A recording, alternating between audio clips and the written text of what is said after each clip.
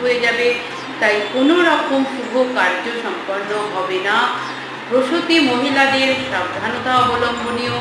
এর সাথে কালকের দিনটিতে খুবই পিতৃপুরুষের তর্পণ রয়েছে এবং খুবই নেগেটিভ এনার্জি প্রচণ্ড মাত্রায় থাকবে।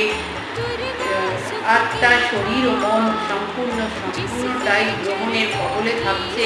সেই কারণে অবশ্যই স্পিরিচুয়ালিটির দিক থেকে ভালো হলেও অন্যান্য দিক থেকে, বিশেষ করে যারা শেয়ার মার্কেট বিভিন্ন ক্ষেত্রে টাকা ইনভেস্টমেন্ট করো, তাদের জন্য খুবই অশুভ।